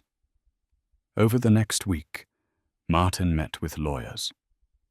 The news was not good. Clara's brothers were indeed moving forward with a lawsuit. They were demanding the property be returned to the Svoboda family. Martin's lawyer explained the possible outcomes. Best case scenario, you settle. Maybe you buy the property again at a fair price. Worst case, you lose everything and have to start over. How long will this take? Martin asked. Could be a year. Could be 3. Courts move slowly. Martin felt his world crumbling. How could he run a business with this hanging over his head? How could he plan for the future when everything was uncertain? He told his employees what was happening. He owed them honesty. David, Pavel, Anna, and the others listened in shocked silence. So we might lose our jobs? Pavel asked quietly. I do not know, Martin admitted. I hope not, but I wanted you to be prepared. David stood up. Boss, whatever happens, you gave us a chance when no one else would. That matters. We are with you. The others nodded in agreement. Martin felt tears sting his eyes. Thank you. That means more than you know. Word spread through the neighborhood. Customers began asking questions. Some were supportive. Others were worried. A few quietly took their business elsewhere, not wanting to be caught up in legal trouble. Martin watched his customer base shrink. Revenue declined. The steady growth he had enjoyed suddenly reversed. Every day brought new anxiety. Every phone call could be bad news. Every letter in the mail could be a legal document. Martin tried to stay strong, but the weight was crushing. One evening, he sat alone in the garage after everyone had gone home. He walked to the workbench where the red toolbox sat. He opened it and ran his fingers over the tools inside. Elena, he whispered, I do not know what to do. I tried so hard. I kept my promise. I built something good. But it is all falling apart. He waited as if she might answer. Of course, she did not. But in the silence, Martin remembered something. Years ago, when Elena was sick, she had told him something important. Life will knock you down, Martin, again and again. But you get back up, not because you are strong, because you have no other choice. You get up for Tomasz. You get up for yourself. You get up because giving up is not an option. Martin closed the toolbox gently. He looked around the garage he had built. This place represented everything he valued. Hard work, integrity, community, family. Even if he lost the building, he could not lose those things. They lived inside him. They were part of who he was. He pulled out his phone and called Christina. Her voice was tired but warm. Martin, are you okay? No, he said honestly. But I will be. I need to ask you something. Anything. If I lose this place, will you help me start over? There was a long pause. Then Christina said, Martin, if you lose this place, we will build something even better. Together. I promise you that. Martin felt something shift inside him. Fear remained, but it no longer paralyzed him. He had faced worse. He had survived Elena's death. He had raised a son alone. He had built a business from nothing. If he lost everything, he would build again. Because that was what he did. He survived. He persevered. He kept his promises. The legal battle was just beginning. The outcome was uncertain. But Martin was not facing it alone. He had Christina. He had his employees. He had his son. He had a community that believed in him. And most importantly, he had himself, his integrity, his work ethic, his refusal to give up. Those things could not be taken away by any lawsuit. The lawsuit moved slowly through the legal system. Months passed with little progress. Martin lived in a state of constant uncertainty. Every morning he woke wondering if today would bring news that changed everything. His lawyer, a patient man named Robert, advised caution. "We need to build our case carefully. We need to prove that you acted in good faith, that you invested significant resources into the property, that forcing you to leave would cause irreparable harm." Martin provided every document, every receipt, every piece of evidence that showed what he had built. Robert reviewed everything meticulously. Meanwhile, Christina worked behind the scenes. She hired investigators to look into the original lawyer who had handled the Svoboda estate. What they discovered was troubling. The lawyer had a history of similar schemes. He had manipulated other families, convinced them to sell properties below market value, then profited from resales. He had been clever enough to stay just inside the boundaries of the law, but barely. "This is good for us," Robert explained. "It shows a pattern of fraudulent behavior. It strengthens the argument that the Svoboda family was genuinely deceived." "But does it help me keep the garage?" Martin asked. "Maybe," Robert said. "If we can prove the lawyer acted criminally and that you were an innocent purchaser, the court might rule in your favor. But there are no guarantees." Martin tried to focus on work, but it was difficult. His mind constantly wandered to the lawsuit. Anna helped manage the day-to-day operations, but even she could see the toll it was taking on him. "You need to take care of yourself," she said gently one afternoon. "You are losing weight. You are not sleeping.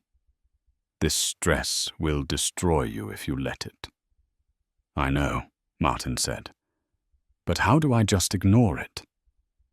"You do not ignore it," Anna replied. "But you also do not let it consume you. You have people depending on you, your son, your employees, your customers. They need you to be strong." Martin knew she was right. He made an effort to eat properly, to sleep when he could, to spend quality time with Tomasz. But the fear lingered like a shadow over everything. Tomasz sensed his father's distress. The boy became quieter, more withdrawn. His grades at school began to slip. His teacher called Martin in for a conference. "Tomasz is struggling," the teacher said. "He seems distracted, worried." "Is everything okay at home?" Martin explained the situation without going into too much detail. The teacher nodded sympathetically. "That explains a lot. Children absorb stress from their parents. He needs reassurance. He needs to know he is safe." That night, Martin sat down with his son. He decided complete honesty was the best approach. "Tomasz, I need to talk to you about what is happening with the garage." Tomasz looked up from his homework, his eyes wide and worried. "The people who used to own the building before I bought it, they were tricked by a bad lawyer. Now they want the building back. We might have to leave." Tomasz's face crumpled. "Where will we go?" "I do not know yet," Martin admitted. "But no matter what happens, we will be okay. We have faced hard things before. We will face this too." "But you worked so hard," Tomasz said, tears forming in his eyes. "It is not fair." "No," Martin agreed. "It is not fair. But life is not always fair. What matters is how we respond. Do we give up, or do we keep going?" Tomasz wiped his eyes. "We keep going." "That is right," Martin said, pulling his son into a hug. We keep going. Because that is what Mama would want. Because that is who we are. The hug seemed to help. Tomasz's grades improved. He seemed a little lighter. But Martin could still see the worry in his son's eyes. As winter approached, the legal proceedings intensified. Depositions were taken. Documents were filed. Martin spent hours with Robert, preparing his testimony. "Tell the truth," Robert advised. "Show the judge who you are. Show them what you have built. Show them that you deserve to keep this place." In early December, Klara Svobodova called Martin. Her voice was strained. "I wanted you to know, my brothers are pushing hard. They have hired an aggressive lawyer. They want this resolved quickly. I am trying to convince them to settle, but they are angry. They feel cheated, and they want justice." Martin understood. If someone had stolen from him, he would be angry too. "I appreciate you trying," he said. "Whatever happens, I do not blame you or your family. You have been kind to me." Klara sighed. "My father would have wanted this resolved peacefully. He believed in fairness. But my brothers, they only see dollar signs. They think they can sell this property for much more than you paid. That is what this is really about." Martin felt a flicker of anger. "So it is not about justice. It is about money." Klara was quiet for a moment. "For them, yes. For me, it is about legacy. About honoring my father. I have been outvoted. I am sorry." After the call, Martin sat in his office feeling defeated. Even Klara, who had shown him kindness, could not stop what was coming. The case was scheduled for court in January, 6 weeks away. Robert warned Martin that the proceedings could be brutal. "The Svoboda brothers' lawyer will try to paint you as someone who took advantage of a grieving family. He will try to make you seem opportunistic. You need to stay calm, stay respectful. Let your character speak for itself." Martin spent the weeks before the trial preparing. He reviewed every detail of how he had acquired the property. He gathered testimonials from customers, from employees, from neighbors. People wrote letters describing what the garage meant to the community, what Martin meant to them. Victor, the fleet owner, wrote a particularly strong letter. "Martin Novak is the most honest businessman I have ever worked with. He has never cut corners, never overcharged, never compromised his integrity. He deserves to keep what he has built." Christina prepared her own testimony. She explained how she had vetted the property sale, how she had believed everything was legitimate, how Martin had transformed the garage into something remarkable. "I gave Martin this opportunity because he earned it," she wrote, "because he represents the best of what business can be. Integrity, hard work, community." The night before the trial, Martin could not sleep. He lay in bed staring at the ceiling, his mind spinning with scenarios. What if he lost? What if he had to close the garage? What if he let everyone down? At 2 a.m, he got up and drove to the garage. He let himself in and walked through the silent space. Moonlight streamed through the windows, casting long shadows across the work bays. He walked to his workbench and opened the red toolbox. Inside, beneath the tools, he found the photograph Elena had given him on their wedding day. They looked so young, so full of hope. He touched her face gently. "I am scared," he whispered. "I am so scared. I will lose everything." But even as he said it, he realized something. He had already lost everything once when Elena died. He had survived that. He had rebuilt his life from ashes. If he lost the garage, he would survive that too. Because survival was not about the building. It was not about the business. It was about the man he had become, the father he was, the promises he kept. Those things could not be taken away. Martin closed the toolbox and walked out of the garage. The cold night air cleared his head. Tomorrow, he would walk into that courtroom and tell his truth. He would show the judge who he was. And whatever happened after that, he would accept it. Because he had done everything right. He had worked hard, treated people fairly, honored his wife's memory. If that was not enough, then nothing he could do would be enough. But he suspected it would be enough, because truth had power. Integrity had power. And love, the love he carried for Eleanor and Tomáš, that had more power than anything. The morning arrived cold and grey. Martin dressed in his only suit, a simple dark one he had worn to Eleanor's funeral. He looked at himself in the mirror.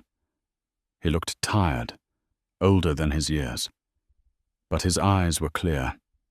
He picked up Tomáš from the neighbor who had agreed to watch him during the trial. He knelt down and hugged his son. "I love you," he said. "No matter what happens today, remember that." "I love you too, Papa," Tomáš replied. "You are going to win. I know it." Martin smiled. "Your faith means everything to me." Christina met him at the courthouse. She looked elegant in a tailored suit, but her eyes were worried. "Are you ready?" "As ready as I will ever be," Martin replied. She squeezed his hand. "Remember, you are not alone." Robert arrived moments later, carrying a briefcase full of documents. They walked into the courthouse together. The building was imposing, all marble and echoes. They found their courtroom and sat down at the defendant's table. Across the aisle, Martin saw Clara sitting with her two brothers. The brothers looked angry and determined. Clara looked sad. She caught Martin's eye and gave him a small, apologetic nod. The judge entered. Everyone stood. The trial was about to begin. Martin took a deep breath. This was it. Everything he had built, everything he had worked for, would be decided in this room. He thought of Elena. He thought of Tomáš. He thought of every customer he had served, every promise he had kept, every moment of struggle that had brought him to this point. And he felt, despite everything, a strange sense of peace. He had done his best. He had lived with integrity. Whatever happened next was beyond his control. Sometimes that was all a man could do. Give his best and accept what comes. The judge was a woman in her 60s with grey hair and sharp eyes that seemed to see everything. She reviewed the documents before her, then looked up at both sides. "This is a civil case regarding property ownership," she began. "The plaintiffs claim the original sale of the property was conducted under fraudulent circumstances. The defendant claims he purchased the property in good faith and has made substantial improvements. We will hear testimony from both sides." The Svoboda brothers' lawyer stood up. He was a tall man with an expensive suit and a voice that filled the courtroom. "Your Honor, this is a simple case of justice delayed. My clients were deceived by an unscrupulous lawyer who manipulated them into selling their late father's property. They were grieving. They were vulnerable. They trusted someone who betrayed that trust. The sale should never have happened. Therefore, all subsequent transactions are invalid. The property must be returned to its rightful owners." He spent the next hour laying out his case. He presented documents showing the original lawyer's deception. He called the Svoboda brothers, to testify about how they had been pressured to sell. Martin listened carefully. The brothers described their father's death, their grief, their confusion. They had trusted the lawyer completely. When he told them the estate had debts, they believed him. When he urged them to sell quickly, they complied. "We just wanted to honor our father's wishes," the older brother said. "We thought selling was the responsible thing to do. We had no idea we were being cheated." Martin felt sympathy for them. They were victims too. But so was he. The lawyer continued. "My clients did not learn the truth until recently. When they discovered they had been defrauded, they immediately sought legal remedy. They are not trying to hurt Mr. Novak. They simply want what belongs to them, what their father built with his own hands." He sat down, looking satisfied. Robert stood up to cross-examine. He approached the brothers calmly. "I understand you were deceived, and I am sorry for that. But did you know that Mr. Novak invested nearly 100,000 crowns into that property, that he hired employees, that he built a successful business that serves the community?" The older brother shifted uncomfortably. "We heard something about that. And do you intend to compensate him for those improvements if you take the property back?" Robert asked. The brother looked at his lawyer, who whispered something. Then he said, "That would be for the courts to decide." "So you want the property, with all the improvements Mr. Novak made, but you do not want to pay him back," Robert pressed. "We were cheated first," the younger brother interjected. "Why should we have to pay for anything?" Robert nodded slowly. "I see. So you believe that because you were wronged, it is acceptable to wrong someone else?" "That is not what I said," the younger brother snapped. "But it is what you meant," Robert replied. He returned to his seat. The judge called for a break. Martin, Christina, and Robert stepped into the hallway. "How do you think it is going?" Martin asked. "Hard to say," Robert admitted. "The judge is listening carefully. But this could go either way." After the break, it was the defense's turn. Robert called Martin to the stand. Martin walked to the witness box, his heart pounding. He placed his hand on the Bible and swore to tell the truth. Robert began with simple questions. "Mr. Novak, please tell the court how you came to purchase the property in question." Martin took a breath and told his story. He spoke about Elena's death, about struggling to support his son, about working 16-hour days in a tiny workshop. He described meeting Christina, her offer to buy him the garage, his hesitation to accept. "I did not want charity," Martin said. "But Miss Baronova convinced me it was an investment in something good. She believed in me. So I accepted." "And you had no knowledge of any fraud in the original sale?" Robert asked. "None whatsoever," Martin said firmly. "I believed everything was legal and proper. I would never knowingly take something that did not belong to me." "Tell the court what you have done with the property," Robert said. Martin described the renovations, the expansion, the hiring of employees. He explained the fleet contracts, the community relationships, the reputation he had built. "This garage is not just a building to me," Martin said, his voice thick with emotion. "It represents everything my wife believed I could be. It represents a future for my son. It represents honest work and fair dealing. I have poured my heart into this place, not because I wanted to get rich, because I wanted to honor my wife's memory, because I wanted to give my son a better life." The courtroom was silent. Even the Svoboda brothers seemed moved. Robert continued. "Mr. Novak, if the court rules against you, what will happen?" Martin's voice was quiet but steady.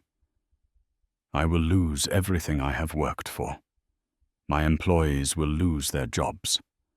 My son will see his father's dream destroyed.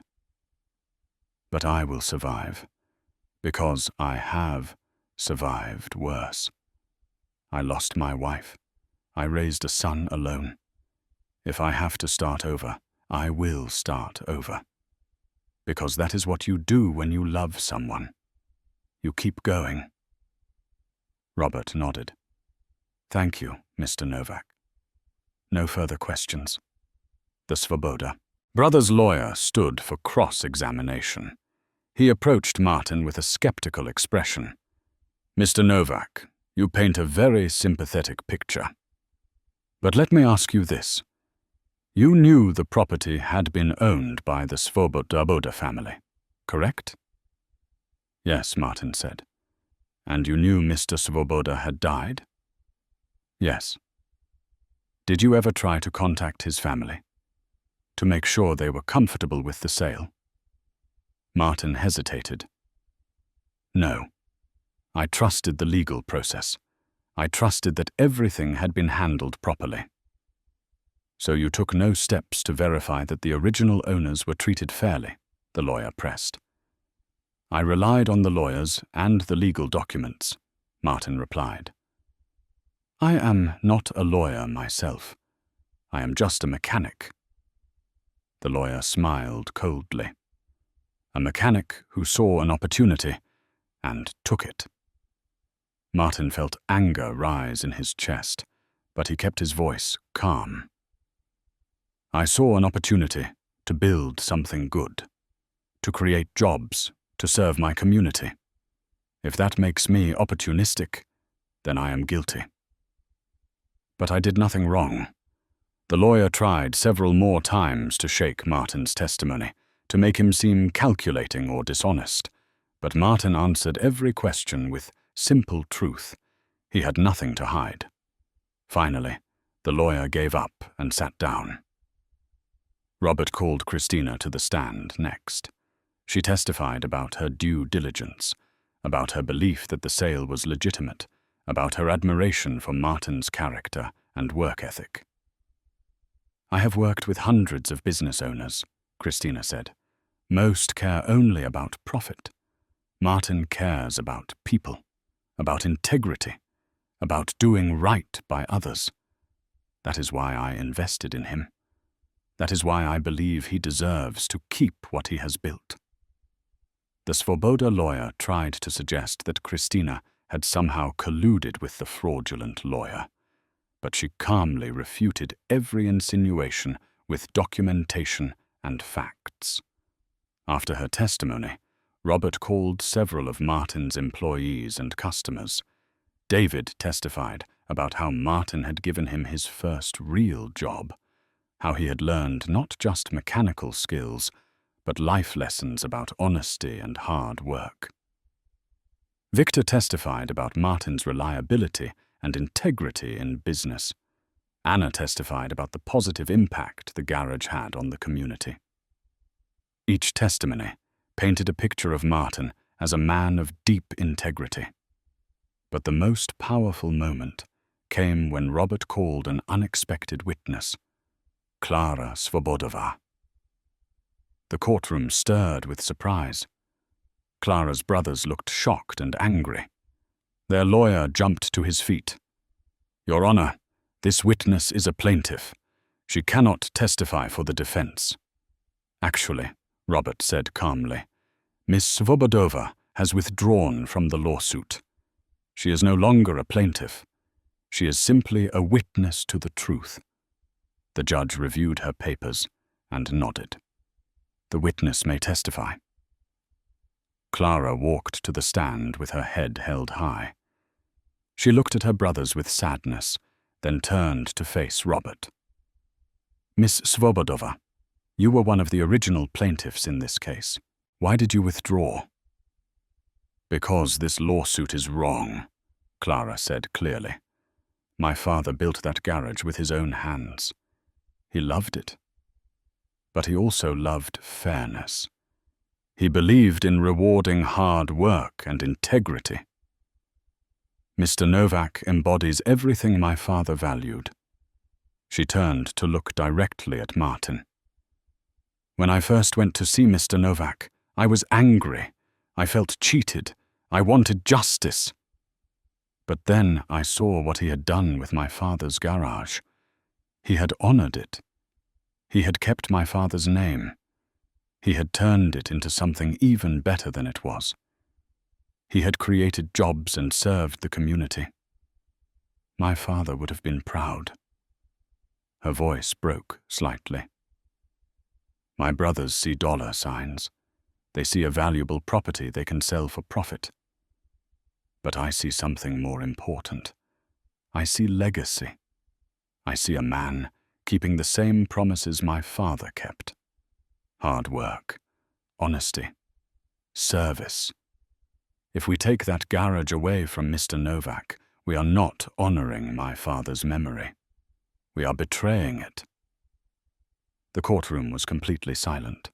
Even the judge seemed moved. Robert asked gently, "What would your father want?"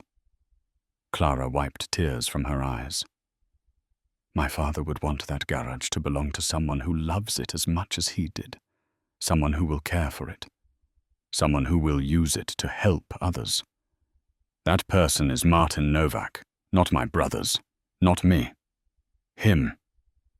"Thank you," Robert said quietly. "No further questions." The Svoboda brothers' lawyer stood for cross-examination, but he seemed rattled. "Miss Svobodova, are you being compensated in any way for this testimony?" "No," Clara said firmly. "Has Mr. Novak or anyone associated with him promised you anything?" "Nothing." "Then why are you betraying your own family?" the lawyer asked harshly. "I am not betraying them," Clara replied. "I am honoring my father. There is a difference." The lawyer had no response. He sat down, defeated. The judge called for closing arguments. The Svoboda brothers' lawyer made his case again. He emphasized the fraud, the deception, the legal technicalities that made the original sale invalid. "My clients deserve justice," he concluded. "The law is clear. Fraudulent transactions can be reversed. The property should be returned." Robert stood for his closing argument. He walked slowly to the center of the courtroom. "Your Honor, no one disputes that the Svoboda brothers were wronged. The lawyer who handled their father's estate was dishonest. That is clear. But punishing Martin Novak does not fix that wrong. It simply creates a new victim." He gestured toward Martin. "Mr. Novak did everything right. He purchased property through legitimate channels. He invested his savings. He worked tirelessly. He created jobs. He served his community. He honored the legacy of the man who built that garage. He did not know about any fraud. He is as much a victim as the Svoboda brothers." Robert paused, letting his words sink in. The law must balance competing interests. Yes, the Svoboda brothers were cheated. But forcing Mr. Novak to lose everything he has built does not serve justice. It serves revenge. There is another way. The Svoboda brothers could be compensated for the difference between what they received and what the property was actually worth. Mr. Novak should not be punished for someone else's crime. He should be allowed to keep what he has rightfully built. Robert returned to his seat. The judge reviewed her notes for a long moment. Then she spoke. "This is indeed a complex case. The court recognizes that multiple parties have been harmed by the actions of an unscrupulous lawyer. The question before me is how to serve justice for all involved." She looked at the Svoboda brothers. "You were deceived. You deserve compensation. But taking the property from Mr. Novak, who acted in complete good faith, is not the appropriate remedy." She turned to Martin. "Mr. Novak, you have demonstrated exceptional character and integrity. The court is impressed by what you have built and how you have honored the Svoboda legacy. Therefore, the court rules as follows. The property will remain in the ownership of Martin Novak. However, he will compensate the Svoboda brothers for the difference between what they received in the original sale and the fair market value at that time. The court sets this amount at 75,000 crowns. Martin felt his knees go weak. He had won. But 75,000 crowns was a fortune. He did not have that kind of money. The judge continued. Mr. Novak will have 5 years to pay this amount in installments. If he fails to make payments, the property will revert to the Svoboda family. Furthermore, the court strongly encourages the parties to pursue criminal charges against the lawyer who perpetrated this fraud. That is the true source of harm. The judge banged her gavel. This court is adjourned. The courtroom erupted in noise. The Svoboda brothers were arguing with their lawyer. Clara was crying quietly. Christina grabbed Martin's hand. You won, she said. You actually won. Martin could barely process it. He had won, but the financial burden was enormous. How would he pay 75,000 crowns? Robert saw his expression. We will figure it out, the lawyer said. You have 5 years. That is manageable. Martin nodded, but his mind was already calculating.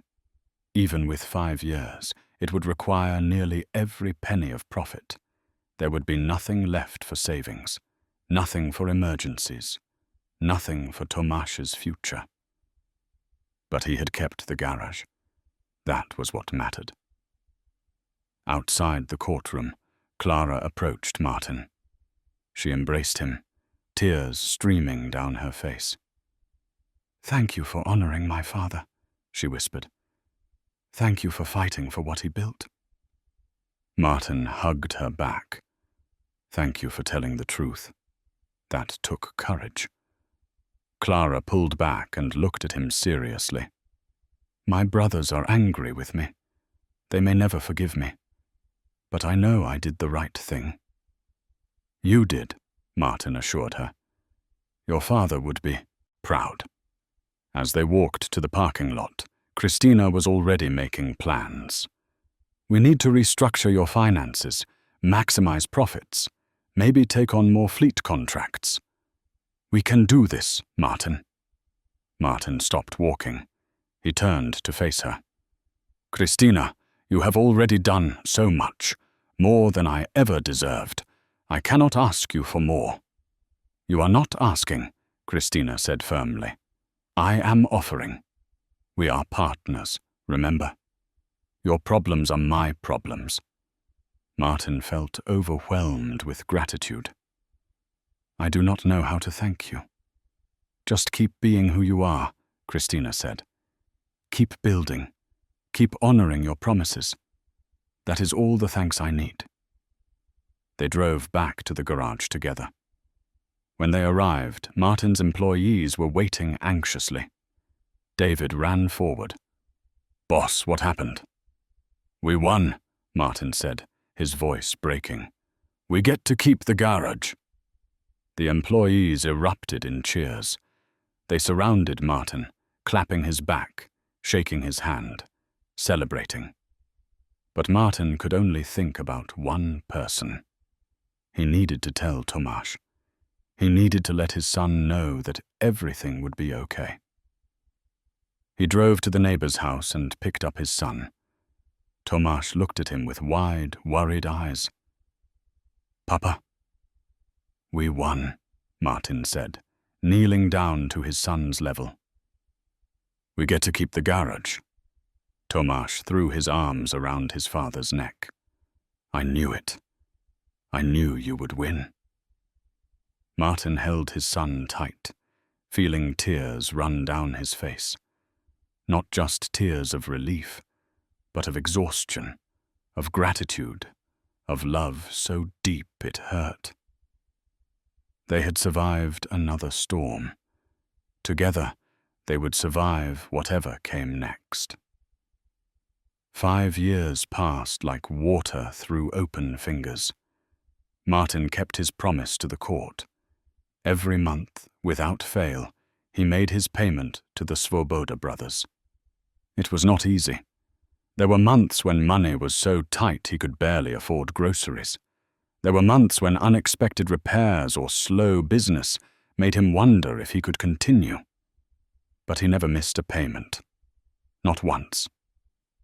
Christina helped him restructure the business. They expanded the fleet contracts. They hired 2 more mechanics. They invested in better equipment that allowed them to work faster and take on more complex jobs. The garage became known throughout the city as the most reliable, most honest automotive shop around. Martin's reputation spread through word of mouth. Customers drove from across town just to have their cars serviced by the man who valued integrity above profit. Slowly, month by month, the debt decreased. Martin kept a chart in his office, marking off each payment. Watching that number shrink gave him strength during the hardest times. Tomasz grew from a 7-year-old boy into a 12-year-old young man. He spent his afternoons at the garage after school, learning from his father and the other mechanics. He had gentle hands and a quick mind. Martin could already see that his son would be an excellent mechanic someday, if that was what he chose. But more importantly, Tomasz was becoming a good person, kind, honest, hard-working. The values Martin had tried to teach were taking root. On a warm spring afternoon, Martin made the final payment. He wrote the check carefully, his hand steady. Anna processed it through the books. David and Pavel gathered around to watch. "This is it, boss," David said quietly. "You did it." Martin stared at the check for a long moment before sealing it in an envelope. 5 years of struggle. 5 years of sacrifice. 5 years of choosing to honor his promise, even when it hurt. He mailed the check that evening. 3 days later, he received a letter from the court confirming that his debt was satisfied. The garage belonged to him completely now. Free and clear. No more payments, no more legal threats. It was truly his. That night, Martin took Tomasz to Elena's grave. They had not visited in several months. Life had been too busy. They brought fresh flowers and sat on the grass as the sun began to set. "I finished paying off the garage today," Martin told the headstone. "It took 4 years, but I did it. The garage is ours now, completely ours." He felt Tomasz lean against his shoulder. "Mama would be so proud of you," the boy said. "I hope so," Martin replied. "I tried to honor the promise I made to her. To build something good. To give you a better life." "You did," Tomasz said simply. "Papa, I have the best life." Martin felt tears sting his eyes. "Even with all the struggles? Even with everything we went through?" "Especially because of that," Tomasz said, with wisdom beyond his years. "You taught me that hard work matters, that keeping promises matters, that loving people matters more than anything else. I learned that from watching you." Martin pulled his son close and let himself cry. These were not tears of sadness. They were tears of gratitude, of completion, of knowing that despite everything, he had done what he set out to do. He had kept his promise to Elena. The following week, Martin organized a celebration at the garage. He invited everyone who had been part of the journey. Josef came with his family. Viktor came with his business partners. Anna, David, Pavel, and all the other employees gathered with their families. Christina arrived with an expensive bottle of wine and a genuine smile. Even Klara Svobodova came, bringing photographs of her father that she thought Martin might like to display. They filled the garage with food and laughter. Children ran between the work bays. Adults shared stories and jokes. Music played from speakers someone had brought. It felt less like a business and more like a family reunion. Martin stood in the center of it all, watching people he cared about enjoying themselves. He thought about how different his life had been 5 years ago. He had been alone, struggling, terrified of the future.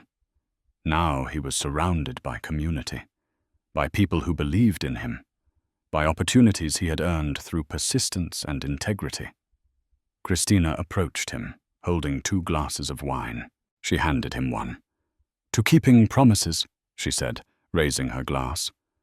Martin clinked his glass against hers. "To believing in people," he countered. They drank, and Christina smiled. "You know, when I first offered to buy you this garage, I thought I was helping you. But the truth is, you helped me. You reminded me what truly matters. You reminded me why my father loved business. Not for the money, but for the chance to create something meaningful." Martin shook his head. "You changed my life. I will never forget that." "We changed each other's lives," Christina replied. "That is what happens when people choose kindness over cynicism." As the celebration continued, Martin slipped away to his office. He opened the red toolbox and looked inside. The tools were worn now from years of use, but they still worked perfectly. He picked up a wrench Elena had bought 15 years ago. It fit his hand like it was made for him. He heard footsteps and turned to see Tomasz standing in the doorway. "Papa, people are asking for you." "In a minute," Martin said. "Come here first." Tomasz walked over and stood beside his father. Martin placed the wrench in his son's hand. "This was your mother's first gift to me. Someday, this whole toolbox will be yours." Tomasz held the wrench carefully, reverently. "I will take good care of it." "I know you will," Martin said. "But more importantly, I know you will take care of the values it represents. Hard work, integrity, love. Those are the real inheritance I want to give you." Tomasz looked up at his father. "You already have, Papa. You taught me those things every single day." They returned to the celebration together. Martin looked around at the garage he had fought so hard to keep, at the business he had built, at the community he had created. This was what success looked like. Not wealth or fame, but honest work and honest relationships. Elena would have loved this, Martin thought. She would have loved seeing what her faith in him had created. That night, after everyone had gone home, Martin stood alone in the empty garage one last time. He walked to the workbench and placed his hand on the red toolbox. "Some memories are worth more than money," he said quietly, repeating the words that had started everything. "Some promises can never be broken." He thought about the journey, about refusing to sell the toolbox, about Christina's incredible generosity, about the lawsuit and the fear and the years of payments, about every struggle and every triumph. It had all been worth it. Every moment of hardship had led to this moment of peace. Martin turned off the lights and locked the garage door. He drove home through quiet streets, feeling lighter than he had in years.